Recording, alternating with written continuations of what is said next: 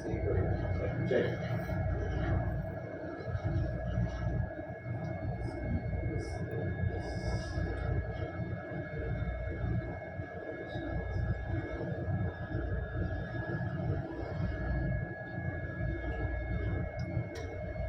Check. Check. Salita yun. Tayong buntag, Mindanao. Yo. Yo. Tapos 5 years ka nag-aaral ng accounting. 5 years ako nag-aaral ng accounting. Tagal, no? Kasi nag-transfer kasi ako doon. Pero same lang din, Catholic school din na na school. Kaya ayun, umabot ng 5 years. Dapat 4 years lang. Teka, close ba kayo ni Sir Joe? Bago kayo nag-aaral ka pala ng accounting, ganyan? Hindi. Ay, hindi mo siya kakilala nun. Yung ano na yun. Alam ko na pinsan ko siya, pero siyempre, malayo din kasi kami. Nasa probinsya kami, nasa syudad sila. Pero sa yung Davao din yun, Davao din sila. Oo, Tagum sila. Tago. Oo. Tago pa parte ng Davao? Iba? Ang siya? Tagum, parte ng Davao. Parte ng Davao.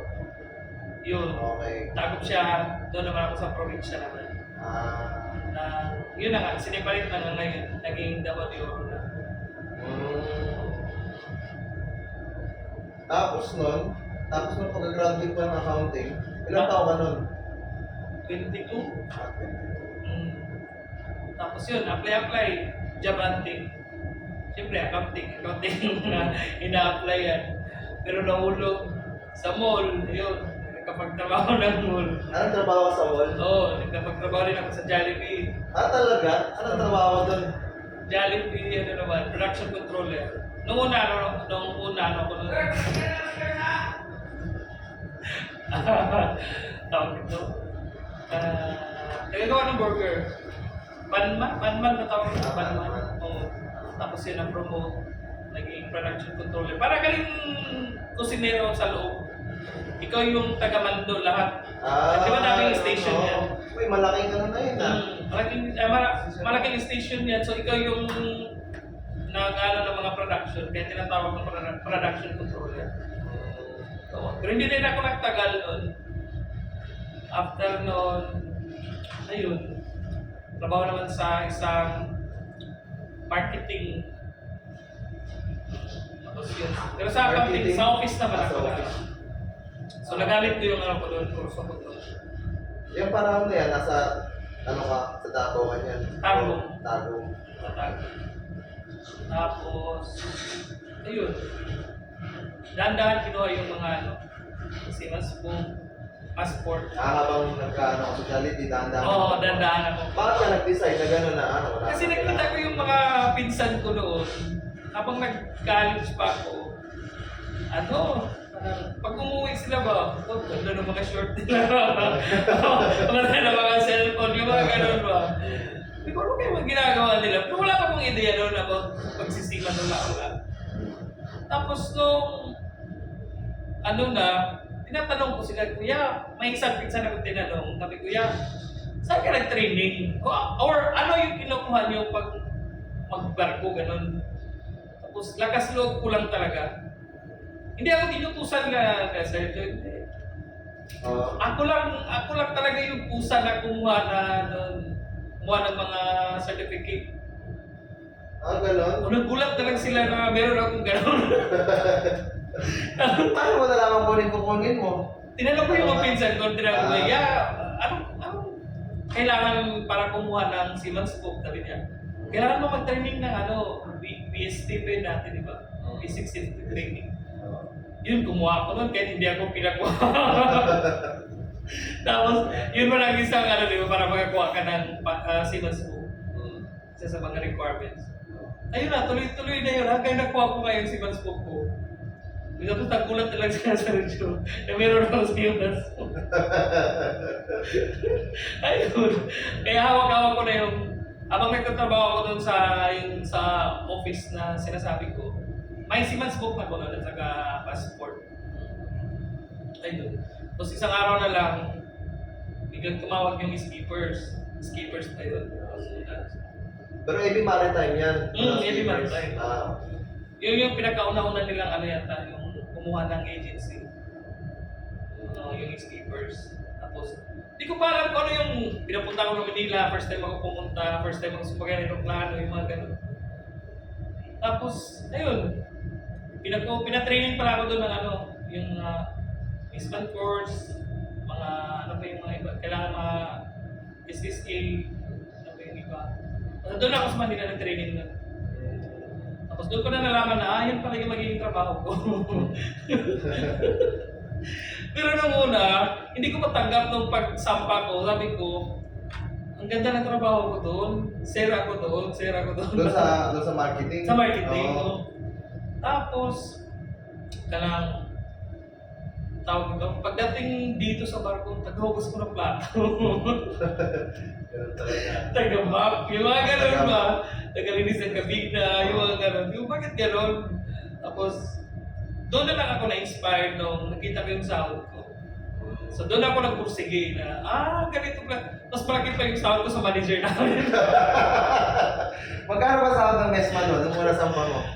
Ano yun eh? 770 yata. Ay, malaki na yan ha? Oo. Kasi nung 90s, 2000 nag-start ako, 2007 yata. 2007? Yan, Oh, mga ganun. malaki na ng value ng ano dyan. Oo. Pera niya. Tapos yun, kasi nung nagpirma ko ng kontrata, nakita ko doon, parang 214 yung tawag yun ba? Yung parang sahod mo makikita mo doon ba? Pero hindi ko pa alam na may extra pa yun, may mga, wala, hindi ko tinignan yun, yung pinakauna lang yun. Wala, ito lang yung sahod ko, 10,000 mahigit yun. Wala lang sa isip ko, kaya nung pagsampa ko, parang, bakit ganito? Bakit tagahugas ko ng plato? Doon mo na nalaman sa barko pagsampa mo? Oo, so na after 1 month na, nung nakita Ano gagawin mo dito? Ayan, gas mo. ayun.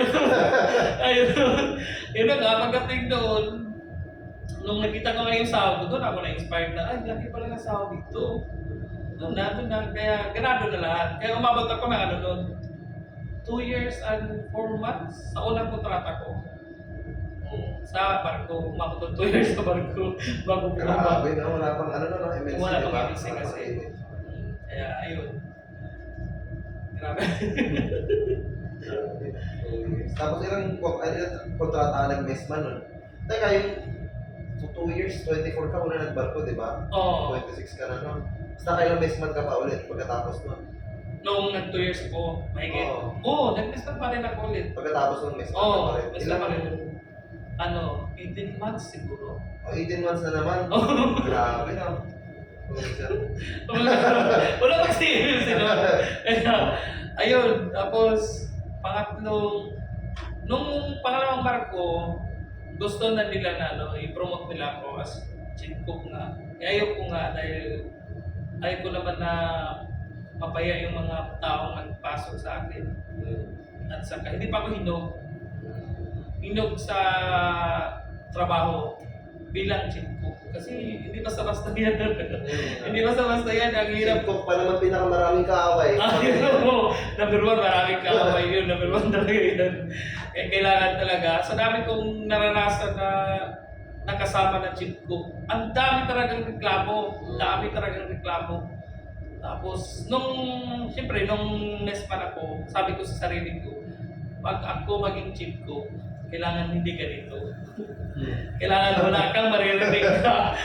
Kailangan, kung ano yung ayaw, kung ano yung nakikita mo noon na huwag mo nang gawin. Huwag mo nang gawin. Kasi alam mo nang mangyayari. Ang hirap pa naman pag may kalaban ka sa barko. Kaya, ayun. Kaya na naman. Hindi, yung reklamo sa'yo dito, tumataba daw sila. Tumaligtad naman kayo. Reklamo naman tumatawa. Kaya ngayon. Sayang din kasi kung hindi mo lutuin mamutan lang expire, may tapon lang. Sayang, kailangan kung may lutuin mo na. Para hindi masayang ba. Kasi sa kumpanya, binibigay naman nila lahat Nasa sayo lang yun kung paano mo lutuin talaga. Yun.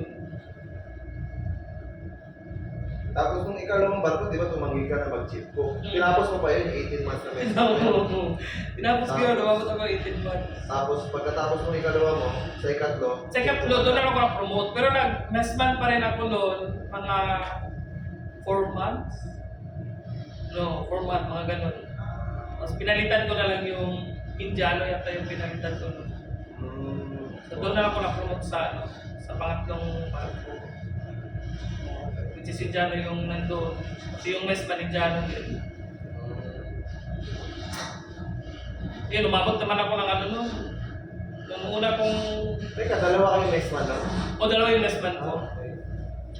Tapos nung unang kontrata ko noon sa pagka-chief ko, umabot naman ako ng 22 months siguro. Gano'n. Well, wala pa kasi gano'n nun eh. Hindi pa ka masyado stricto ba. Ayun, umabot sa mga gano'n. Ano.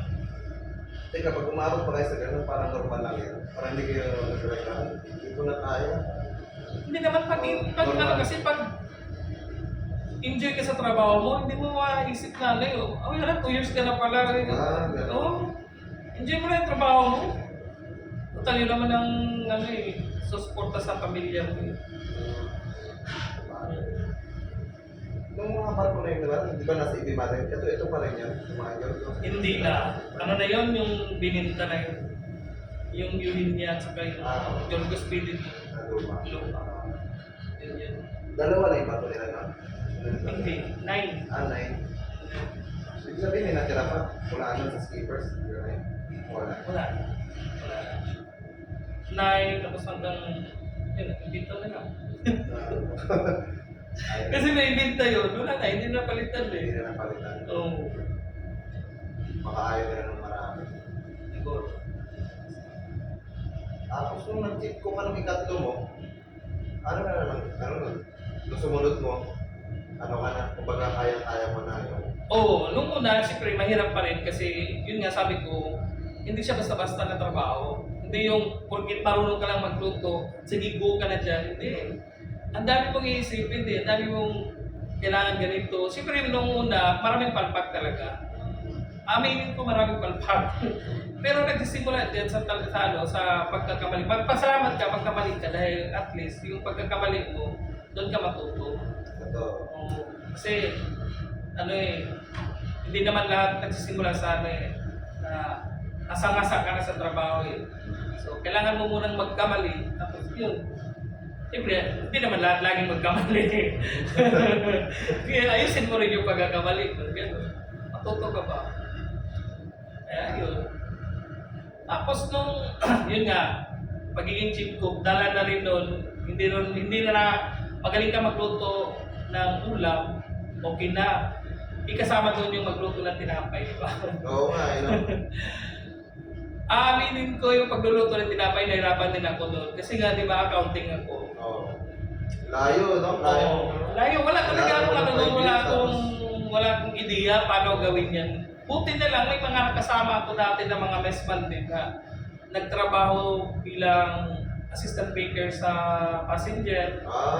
Doon ako nag-ideya. Buti open ka sa kanya, naturuan ka. Oo. Ganon. Hindi ba kasi? Alam ko na yan.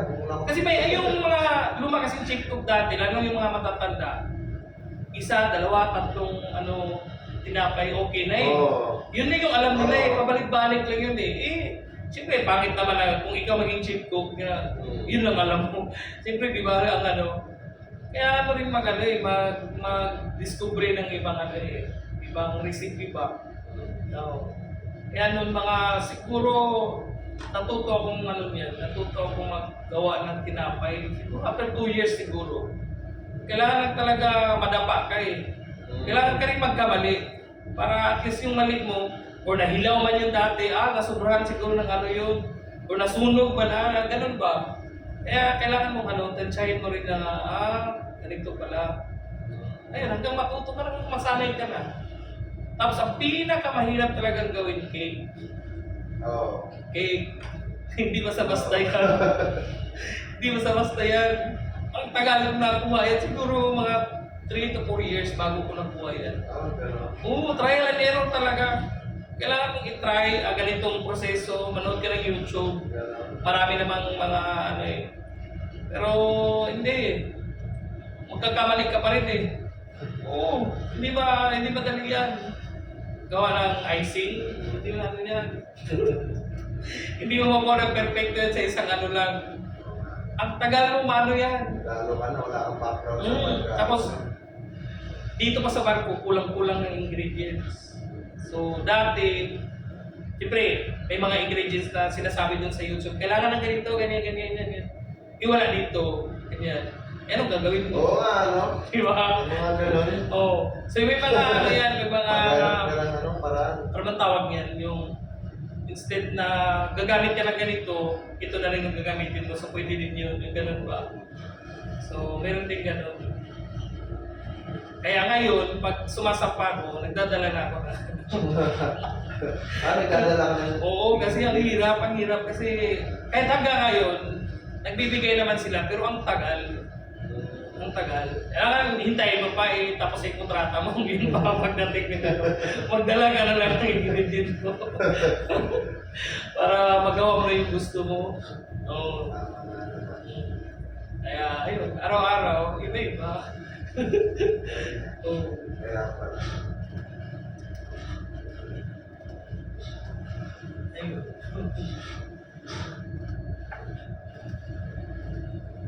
Tapos, may mga nakasama ka dito na, ano, kapitan na hindi mo nakasundo, ano. Ang hirap magsalita. Ang dalang, Ang hirap mag-vlog. Uy, marami na sa rin. Bago. Ano talaga, yung pinag-ano niyan, tawag niyan. Kailangan mo rin talaga basahin yung ano nila, yung pagkatao nila. O kasi, meron kasing iba na perfectionist masyado, di ba? Tapos yung iba naman, ganito pala, ganito na yan. Ayaw ng ganito. Di ba may ano? Yung iba, nagre-request talaga. Ito, iba-iba talaga, iba-iba. Buti na lang ngayon, kilala ko na sila lahat. Oo nga. Di ba? So, maliban na lang sa mga bagong promote na, ano. Pero kung nakasama mga dati, kilala ko na yun, alam ko na yun. Oo, ganun lang. Iba yung advantage pag isa sa isang kumpanya ka lang. Oo. Isa Saan mo lahat? Buti dun sa, balik ako na yung sa ano mo, yung sa tagal mo ng sampa. Hindi okay na sa family mo na ng matagal ka. O wala kang makasawa sa na. Ay, wala pa. Matagal ako nag-asawa eh. Tapos, nung una, siyempre, sa hirap ng buhay. Drama lang. Sa hirap ng buhay.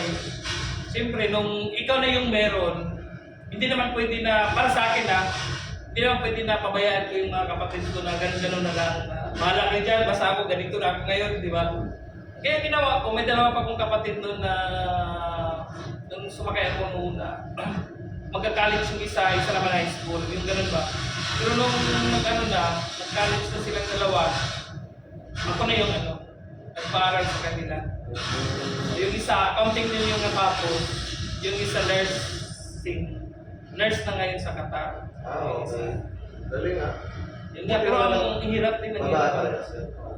lalaki. Lalaki parehas. Buti hindi sila sumunod sa parang sa'yo na magsima. Yung, ang hirap kasi noon, ang hirap mag-recommend. Ang hirap kahit nga ngayon may na-recommend ka pero hindi pa rin pinapansin. Gano'n. Di ba? Ang hirap. Kaya depende na rin kung maswerte na matanggap doon sa agency. Mahirap pag Mahirap na. okay na rin na natapos na kayo, gamitin nyo yan. Pinaaral ko kayo. Yung ganun. Kaya matagal akong nag-asawa yun.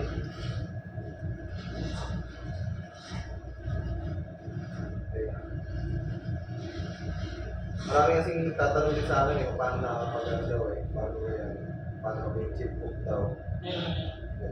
Ano yung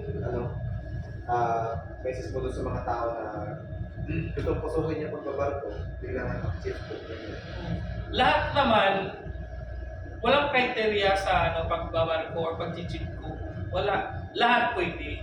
Lahat. Kailangan lang kursunada mo, kailangan mo labanan lalo yung mga alon. Ganun. Number one yung alon, yung pamilya, lungkot sa pamilya yung mga ganun. Kailangan mong labanan.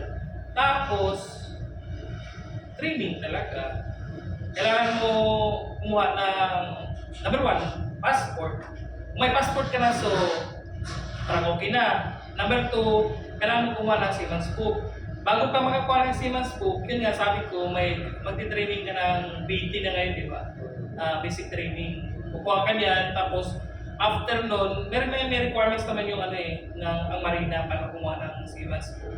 Susundin mo lang yun kahit hindi ka nakapagtapos ng high school or college, pwede kang mag-barko, pwede kang mag-seaman, pwede kang mag-chief cook yun nga, pwede. Yung ganun. For example, ito yung mahirap hindi ka tapos ng ganun, di ba? Pero gusto mo mag-barko.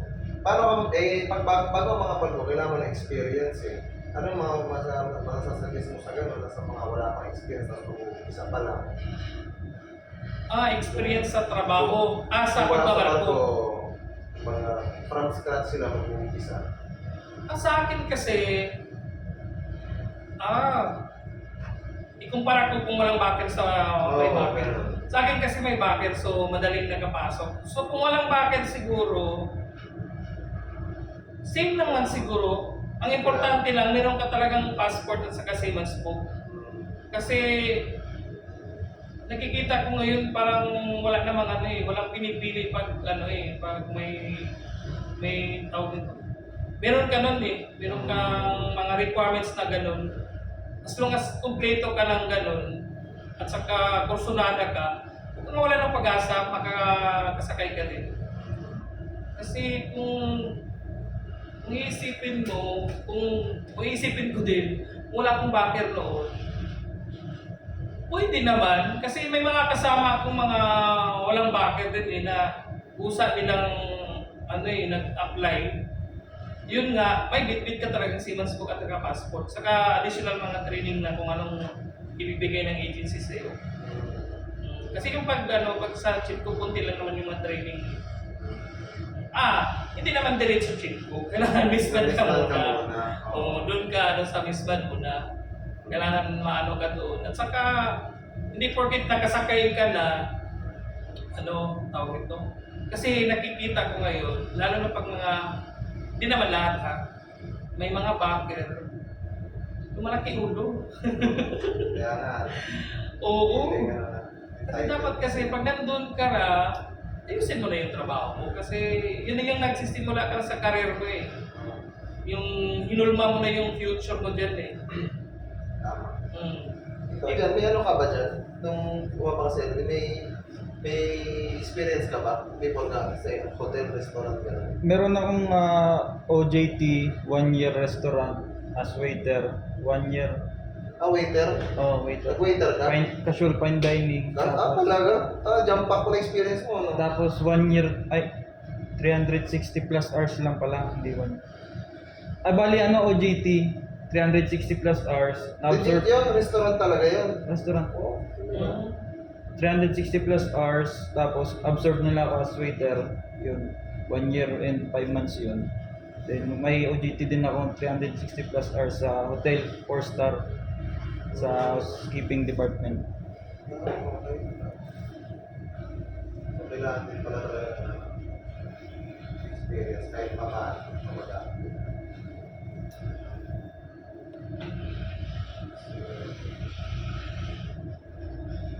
Siya, napunta na ako sa Elwin.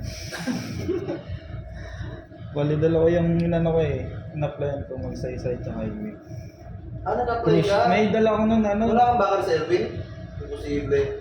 Meron ako, pinapunta lang, pinareport ako doon nung parang schoolmate ni Sir Alex. Okay. Land-based yun siya. Ayun, dire-diretso na siya. Pero may dala akong pang cruise ship na certificate. Just in case lang. Dalawa yung pinag-interviewan ko Ano yung recommendation? Yung certificate na dala mo? Hindi, training sa pang cruise ship. Kung mag-cruise shipping kayo, papalag ka sa cruise ship. Dali na sa cruise ship. Kung mag-cruise ship ako, pwede naman siguro. Pero ayun kasi na magsimula na naman ulit. Maagay. Nahihirapan ako kasi Na-adjust ka na naman. Same lang yan kasi yung pinapangarap ko talaga dati dahil nga accounting yung natapos ko sa bangko. Sa bangko ako. Kaya nung unang in-applyan ko, bangko talaga. Kasi yung mga classmate ko, yun ang na kapasok ka dun sa bangko tapos ang kulang pa, ganun. Kailangan talaga makapasok ako ganyan. Kaya nung natanggap naman ako doon sa bangko na ina-applyan ko, ang problema naman, hindi pala pwede na may relatives ka, sister company ng bangko na yan. Gano'n? Hindi pwede. Bawal. Bawal. Opposite, no? So yun ang parang na-depress ako doon dahil doon. Kung bawal pala yan. So, Gano'n ka close na relative? Ano ba, pinsan, hindi na pwede yan. hindi pwede. Gano'n? Kahin mo, gano'n. Gano'n? Kaya ang kailangan talaga, pero nung regular na ako dun sa marketing, tumawag yung bangko eh. Yun nga sabi ko sa'yo, pag papipiliin ako na, for example, lilipat ako sa cruise ship, ayoko na kasi magsisimula ka naman ulit. Kailangan mo magpabango doon, kailangan mo magganito, ganyan. Ilang taon mo rin ipunin bago ka naman parang magkaroon ng pangalan dyan sa ano na yan. Di ba? Totoo. Eh kung katulad nung ako noon, regular na ako tapos tumawag yung bangko. Oo nga, pinapangarap ko yung bangko na yun. Kaso nga lang, nandito na ako eh. Parang okay na ako dito eh. Tapos doon eh, paano kung magkamali ako ng isang beses doon, tapos matanggal ako doon. Oo nga. Di ba? Eh kung ano na, kung saan ka komportable na, dyan ka na. Tama. Mm. Okay. Magkano pala sa ng manager mo lang sa marketing? Pag sabihin niya. Pag sabihin niya, wala ka sa ayos ah.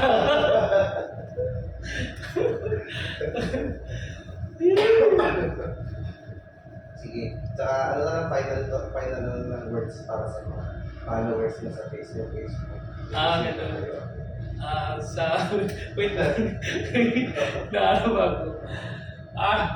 So guys, I hope na nagustuhan itong video na to. And so please subscribe to my YouTube channel and my Facebook. Sina niyo yung Janelle pa rin. Yun lang. Thank you. Alright. Hindi ba halata? Sino niya? Sino? Parang nalagyan pa ano ba rin? Paano na wala?